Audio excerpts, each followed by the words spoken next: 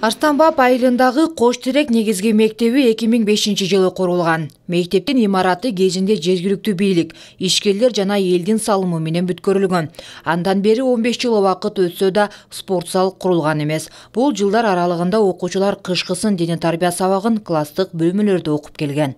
Мурда биринчи спорт зал курулган эмес, проект бар болчу, проект ошол боюнча kuruldu bu sport zal. Бирок мамлекет тарабынан ушул убакытка чейин спорт зал куруп бергенге мүмкүнчүлүк болгон жок да.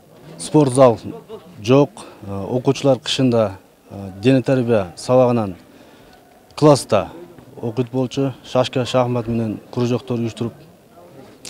Анан спорттун башка түрлөрү боюнча мүмкүнчүлүк жок болчу. Спорт зал болбогондуктан Өкмөткө спорт зал муктаждыгы боюнча кайрылуулардан майнап чыкпай, жергиликтүүлөр айыл тургуну Кубатбек Досматовго кайрылышкан. Көп жылдан бери Орусияда соода садык менен алектенген мигрант элдин суранычын четке какпай 4,5 миллион сомго спорт зал куруп берди. Элдерден кандай десем, бул жерде негизи школа да жок болчу. Элдер өзүлөрү топтонуп убагында 2004-5 жылдар школаны салган болчу. Анан спорт залы жок, каражат жок деп элдер кыйналып, жаш балдар, окуучулар кышында спорт залы жок, кыйналып атат дегенде. Анан мен негизи өз Россияда иштейм. Акча кичине каражат болгондон кийин келип спорт зал салып бердим да.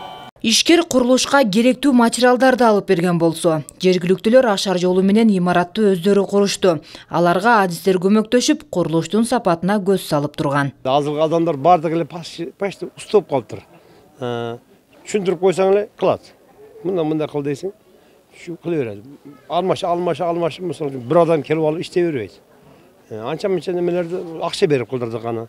Мисалы фермаларды кылдырдык акча менен. Курдурдук берди, о жерде туруп даярдап. Имараттан ачылуу аземине спорттук иш-чара уюштурулуп, жергиликтүүлөр залга жык толду. Алар буга чейин спорт залдын жоктугунан коңшу айылдарга барып убара тартышчу. Ушу муктаждык өтө чоң бар болчу.